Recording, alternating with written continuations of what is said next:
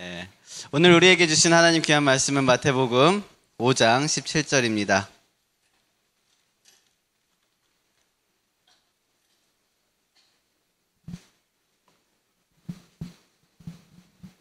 우리 한 목소리로 읽도록 하겠습니다. 시작.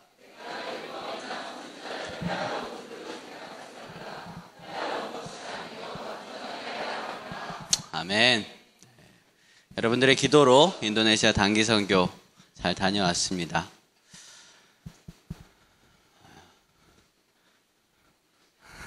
모든 단기 선교들도 다 잘 마쳤습니다. 그래서 아무런 사고 없게 하시는 하나님께 영광을 돌립니다. 오늘 말씀을 보시면은요, 다시 한번 읽어볼까요? 길지 않으니까 한 번만 더 읽어볼게요. 잘 읽어보세요. 시작.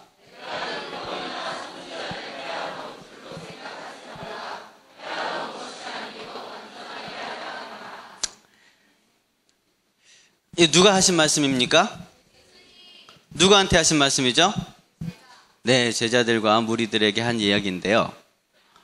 그러면 사람들은 어떻게 생각을 하고 있었다는 겁니까? 율법과 선지자를 폐하러 예수님이 오셨구나라고 생각을 하고 있었다는 겁니다. 그런데 사실은 그게 아니라 완전하게 하러 오셨다라고 오늘 말씀하고 있어요. 자, 오늘 예수님께서는요, 생각이라는 단어를 사용을 하셨습니다. 여러분의 성경책에도 있죠. 생각했다. 근데 이 생각이라는 단어가요, 원래는 헬라어로 도케오라는 단어를 사용을 하거든요. 근데 오늘 여기서는 생각이라는 단어를 노미조라는 단어를 사용을 했어요. 평소에 잘 사용을 안 하는 단어예요. 생각한다는 표현이 성경에 굉장히 많이 나오는데 그 중에 15번만 노미조라고 사용이 되어 있습니다. 왜 그러느냐?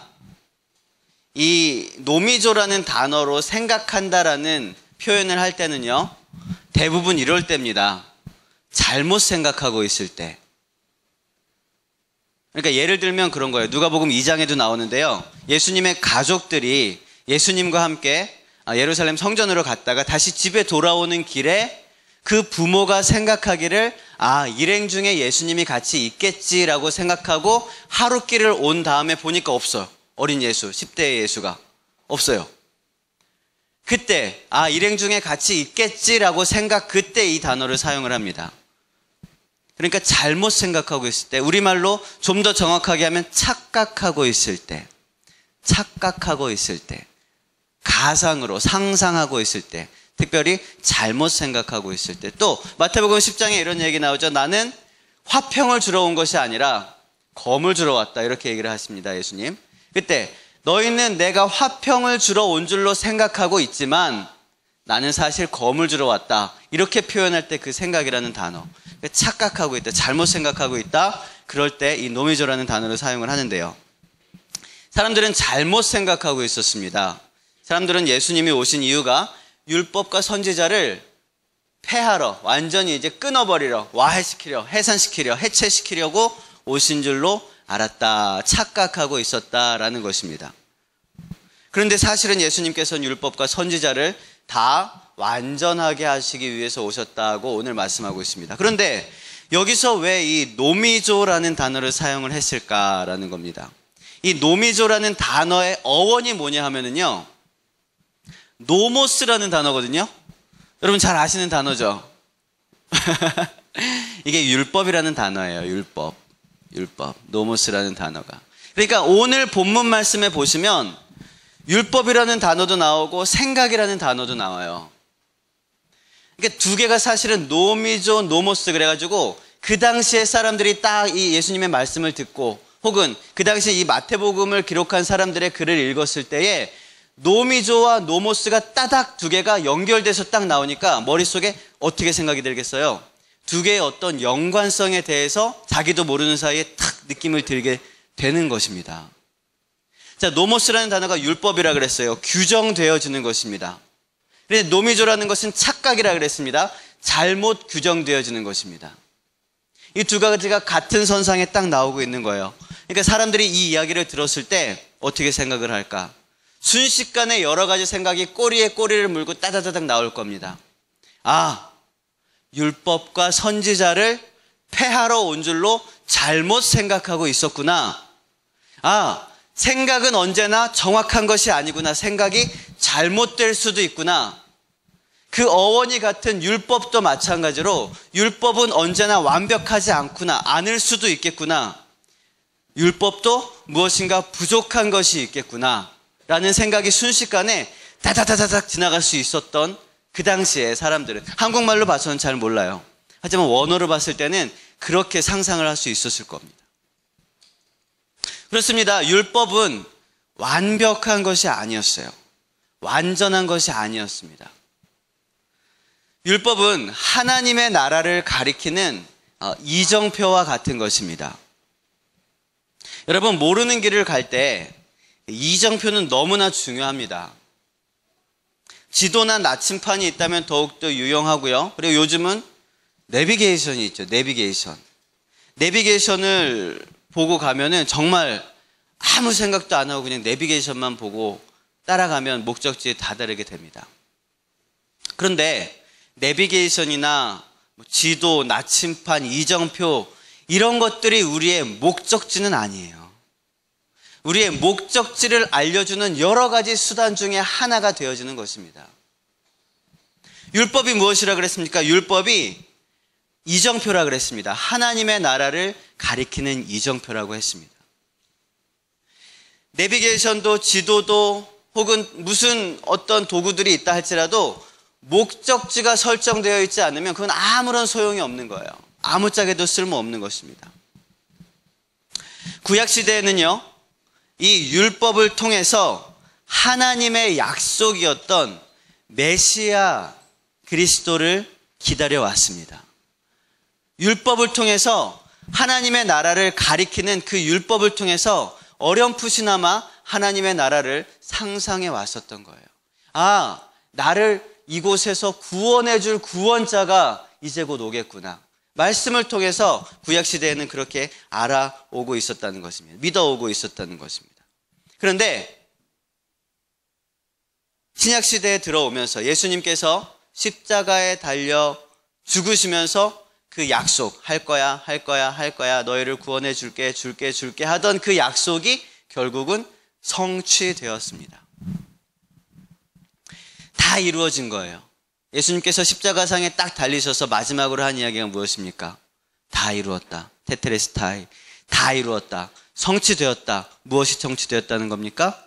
약속이 성취되었다. 어떤 약속입니까? 우리를 죄에서 구속하시겠다 하셨던 그 약속, 메시아의 그 약속이 성취되었다. 여러분, 다 이루었습니다. 예수님의 십자가상에서 다 이루었습니다. 그러면 이제 이정표는 없어도 될까요?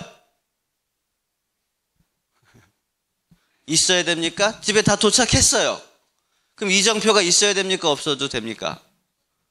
의견이 갈리기 시작했어요. 없어도 되죠. 없어도 되잖아요. 집에 다 도착했는데 이정표, 내비게이션, 지도 필요합니까? 아닙니다. 필요 없어요. 다 썼어요. 없어도 됩니다.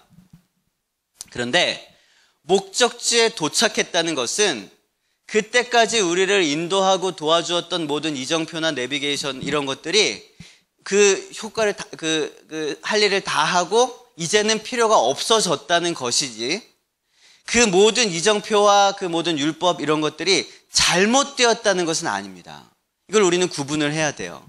이거는 그 시대까지는 꼭 필요한 이정표였어요. 하지만 이제는 그것이 더 이상 필요가 없어진 것이지 이것 다 잘못된 거야 라고 말할 수는 없다는 거예요. 그래서 오늘 예수님이 이렇게 얘기를 하시는 거죠. 율법과 선지자를 폐하러 온 것이 아니라 완성하기 위해서, 완전하게 하기 위해서 오셨다라는 것입니다. 그렇습니다. 율법은 그것 자체로는 결코 완전할 수 없습니다. 내비게이션만 들고는 아무 데도 갈 수가 없어요. 거기다가 목적지를 찍어야지 갈 수가 있는 거예요. 목적지가 없는 것은 아무런 의미가 없습니다. 그러면 율법이 구약시대까지는 완전하지 않았다는 것은 예수님 오시기 전의 율법과 선지자는 불완전했다는 소리입니다. 미완성이었다는 소리예요. 불완전했다는 소리. 불완전했다는 소리는 뭐냐면 아직 이루어지지 않은 약속이라는 겁니다. 이루어지지는 않고 주어지기만 한 약속이에요. 내가 뭐 이걸 사줄게. 사준 건 아니에요. 그런데 사줄게 라고 약속만 한 거예요. 던진 것만 이렇게. 여러분의 삶 속에서 많은 약속들이 있었을 텐데 다 이루어졌습니까? 잘 안 이루어지는 것들이 많이 있죠. 어제 셀리더들이 이렇게 나누다 보니까 어떤 약속들이 이루어지지 않았습니까? 그러니까 어린 시절 부모님의 지갑으로 들어갔던 세뱃돈 돌려줄게 그랬는데 돌려주지 않았다. 저도 똑같은 전철을 밟고 있습니다만 저희 아이들 손에 물 한 방울 묻히지 않게 해주겠다. 그런 약속은 지켜지지 않고 있습니다. 전 그런 약속을 하지도 않았지만 어쨌든 그렇습니다. 손에 물 한 방울 안 묻히면 어떻게 씻어요? 물은 묻혀야 돼요. 자, 그런 어떤 뭐 이렇게 해줄게 라는 약속만 제시가 됐어요. 약속만 주어졌는데 아직 그것이 이행되지 않은 단계가 바로 구약시대의 율법이라는 것입니다. 그 약속이 무엇이었습니까? 구약시대에 주어졌던 그 약속은 우리의 죄를 사해 주시겠다라고 했던 그 약속입니다. 그것은 죄인이 된 모든 사람들을 대신해서 메시아가 고통당하고 죽임당함으로 그 모든 죄를 대속해 주겠다라는 그 약속이었어요. 이사야 53장을 비롯한 수많은 구약의 선지자 예언자들은요, 그것을 예언하고 있습니다. 결국 예수님이 오셔서 십자가에 달려 죽으셨다. 예수님께서 죄인을 위해서 죽으셨다라는 말씀은 약속이 이루어졌다라고 우리는 볼 수 있는 것입니다. 로마서 5장 6절을 함께 읽어보겠습니다. 시작.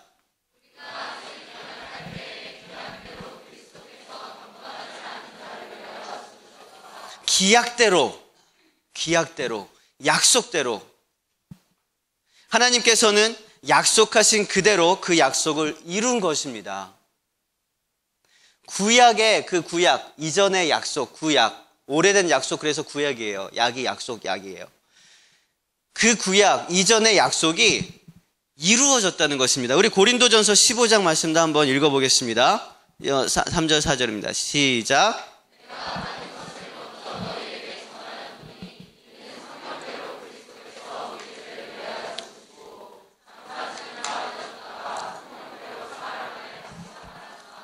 두 번 반복된 게 뭐예요?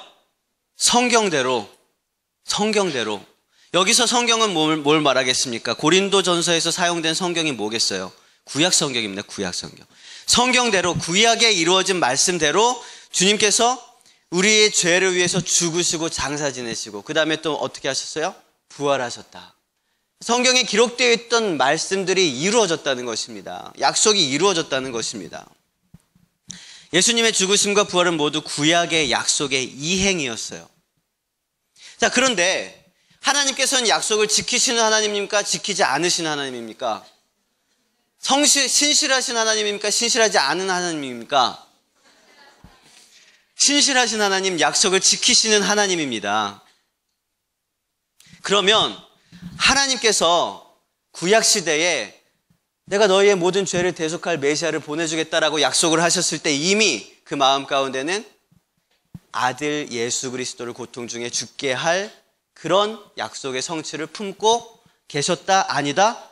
계셨다. 이미 그 마음 가운데는 아들을 죽임의 고통에 던지실 그럴 계획을 가지고 계셨다는 것입니다.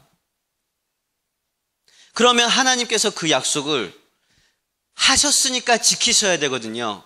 그러면 한 칸 더 앞으로 가면 왜 그 약속을 했을까 하는 겁니다. 왜 이 약속, 구약의 그 약속을, 왜 메시아 약속을 그렇게 하셨을까 하는 것입니다. 왜 그렇게 손해보는 약속을 하셨을까요? 안 하셨으면 안 해도 되는 건데 하셨으니까 하는 겁니다. 하나님께는 두 가지 속성이 있습니다. 하나는 공의, 또 하나는 사랑. 공의는 죄 지은 자는 벌을 받아야 한다는 것입니다.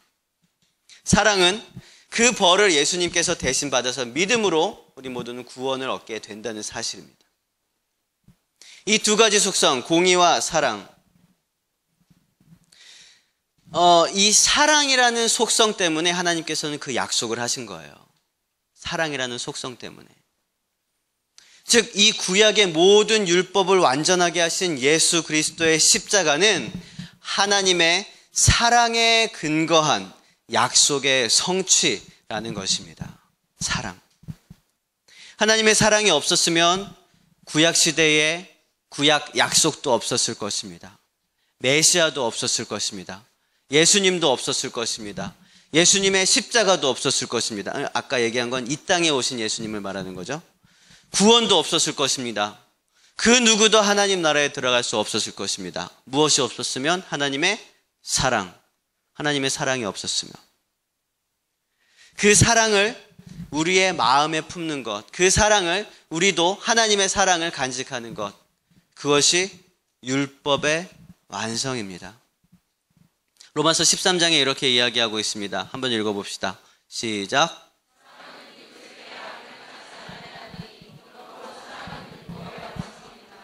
사랑은 율법의 완성입니다. 사랑은 율법의 완성입니다. 이제 우리는 구약 시대를 넘어와서 지금은 신약 시대를 살고 있어요. 신약 시대. 신약 시대도 이제 많이 이렇게 세분화돼서 나누긴 합니다. 이렇게 성령의 시대고 이렇게 여러 가지를 나누는데 어쨌든 우리는 신약 시대를 살고 있거든요. 자, 신약은 무엇일까요? 구약은 오래된 약속입니다. 신약은 무엇일까요? 새로운 약속입니다. 구약은 오래된 약속, 이전의 약속입니다. 그 약속은 뭐라 그랬습니까? 예수 그리스도의 십자가를 통해서 성취됐다 그랬습니다. 그럼 신약은 무엇일까요? 새로운 약속은 무엇일까요? 예수 그리스도의 십자가가 다시 한번 세워질까요? 아니죠. 신약은 무엇입니까? 예수님의 다시 오심, 예수님의 재림입니다. 어떤 신학자는 이렇게 말합니다. 성경 전체를 통해서 보면 베들레헴에서 나신 아기 예수님에 대한 이야기가 몇 구절이 있는데 그 구절보다 재림하실 예수님에 대한 이야기가 8배가 많다. 그렇게 어떤 신학자가 이렇게 어떤 기준으로 그걸 이제 분류를 했는지 모르겠지만 어쨌든 그렇게 연구 결과를 발표한 적이 있어요. 무슨 말입니까? 그만큼 성경은 예수 그리스도의 재림을 강조하고 있다는 것입니다. 예수 그리스도의 다시 오심을 강조하고 있다는 것입니다. 여러분, 예수님 빨리 오셨으면 좋겠습니까? 좀 천천히 오셨으면 좋겠습니까? 지금 휴가 나오신 분들 있죠? 예수님 빨리 오셨으면 좋겠죠? 휴가 나오신 분들은 아마 그럴 거예요. 군대 가기 직전인 분들. 차라리 예수님 빨리 오셨으면 좋겠어요. 마라나타, 주 예수여 오시옵소서. 군대 가기 전에 오시옵소서. 저는 빨리 오셨으면 좋겠어요, 예수님이. 솔직히 정말로 덥잖아요. 겨울엔 춥잖아요. 배 안 고프면 배고프고. 이렇게 제한적인 어떤 육체의 여러 가지 한계가 있습니다. 육체의 제약이 있습니다. 우리는 너무 편한 시대에 살고 있지만 그래도 우리의 육체를 입고 있는 한 우리는 고통스러움을 겪게 됩니다. 힘들어요. 육체의 한계를 벗어나서 하나님의 나라에서 하나님을 찬양하면서 지금보다 더 현실적이고 지금보다 더 실질적인 하늘의 예배를 드리고 싶습니다. 여러분 그거 소망하지 않으십니까? 그 소망이 없으면 여러분 더 불쌍한 자예요. 이 세상 그 누구보다 더 불쌍한 자예요. 사도 바울이 얘기했듯이. 여러분 그 소망 동일하게 품으시길 바랍니다. 마라나타 주 예수여 오시옵소서. 그런데 하나님의 마음은 마라나타가 아니에요. 베드로후서 3장 9절에 보시면요. 함께 읽어보겠습니다. 시작.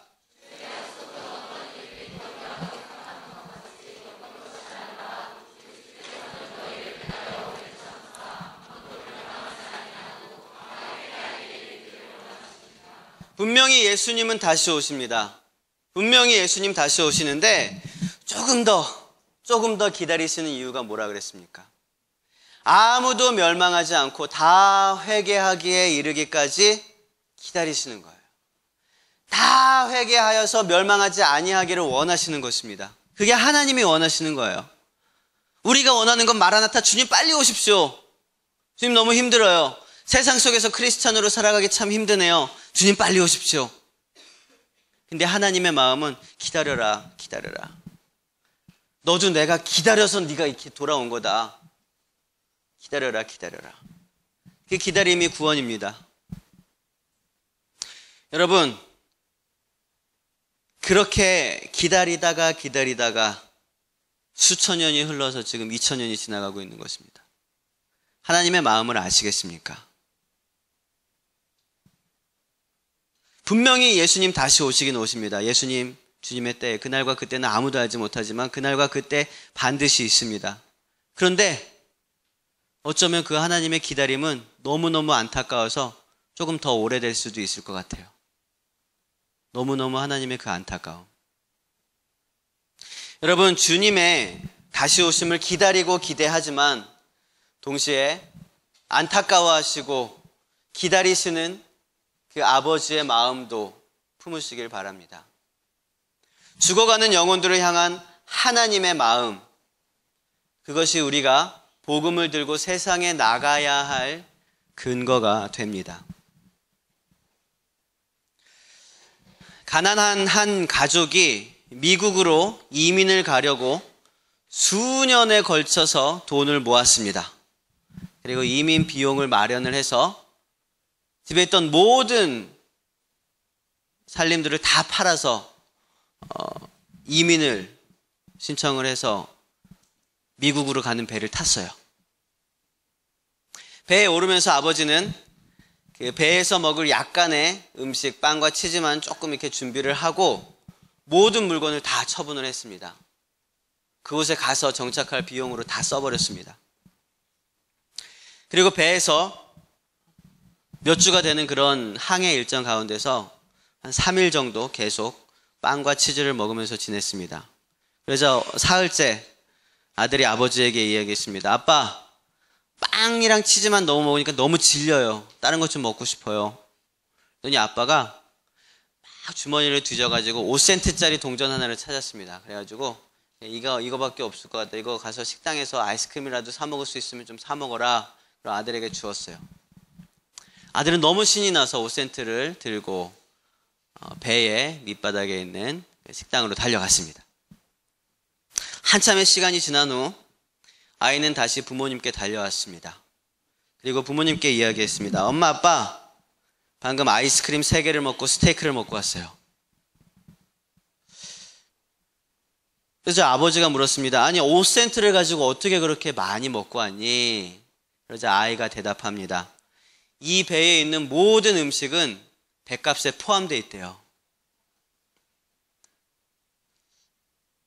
모든 음식은 자유롭게 먹어도 된다는 것입니다.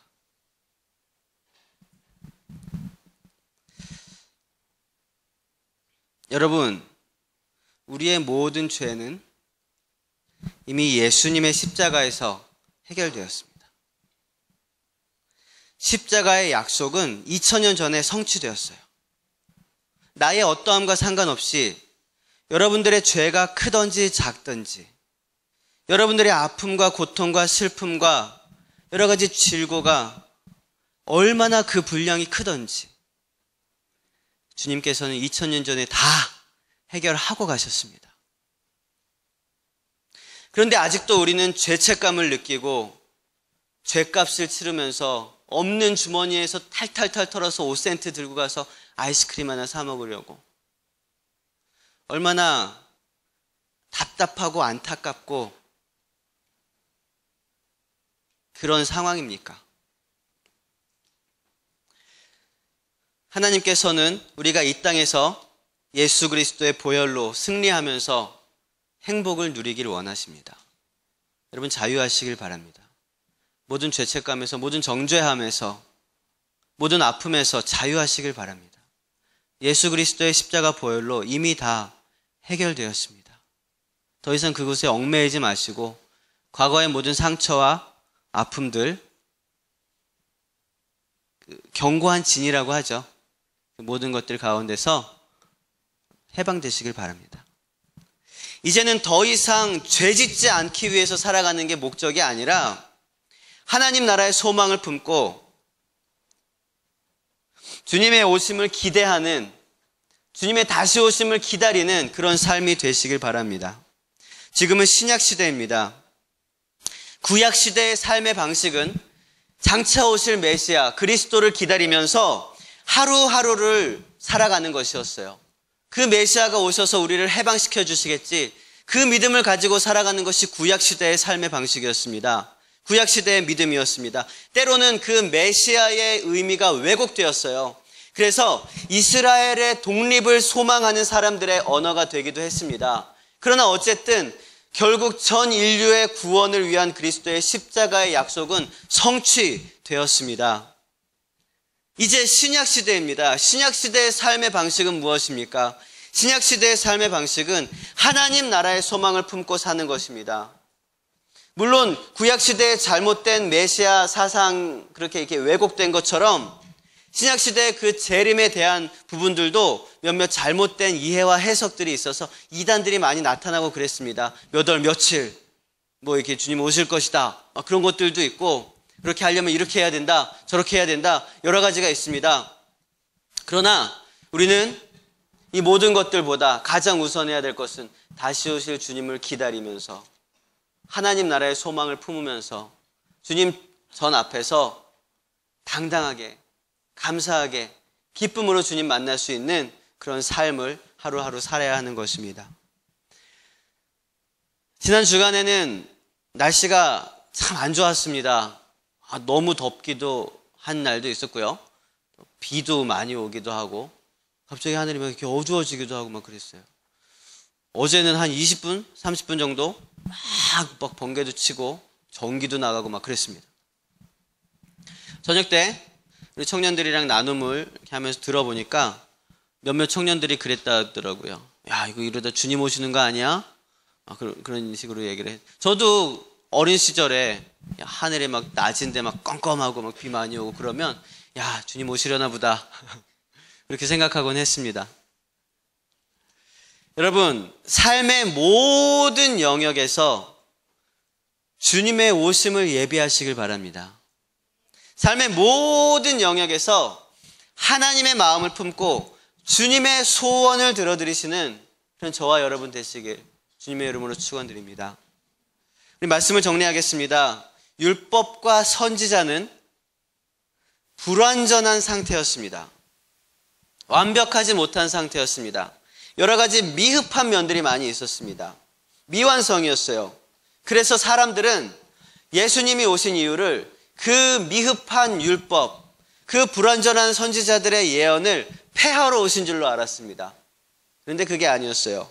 예수님께서는 율법과 선지자를 폐하러 오신 게 아니라 완성하러 오셨습니다. 구약과 신약을 단절시키러 오신 것이 아니라 구약과 신약을 연결시키러 오신 것입니다. 예수님을 통해서 구약이 이루어졌습니다. 구약 이전의 약속이 이루어졌습니다. 또 신실하신 하나님, 약속을 지키시는 하나님께서는 예수님을 통해서 신약, 다시 오실 주님, 재림의 약속을 이루실 것입니다. 예수 그리스도의 십자가 사건, 그것은 하나님의 약속을 이루시기 위한 예수님의 순종이었습니다.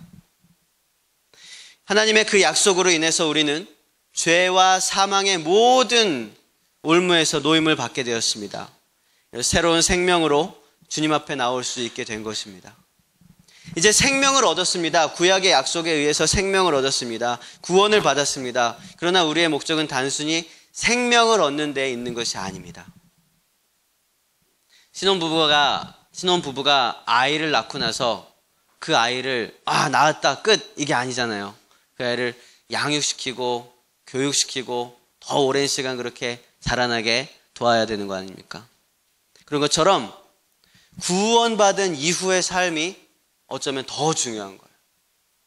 구원받은 자로 살아가는 것, 구원받은 자로서의 삶은 신약시대에 선포된 하나님의 약속을 믿고 그 약속을 바라며 사는 것입니다. 주님 다시 오시는 그날까지 하나님의 마음을 품고 하나님의 눈물이 있는 곳에 나의 눈물을 뿌리면서 하나님의 마음이 있는 곳에 나의 마음을 심으면서 살아가는 것, 그것이 지금 이 시대를 살아가는 저와 여러분의 삶의 자세이고 삶의 목적인 것입니다.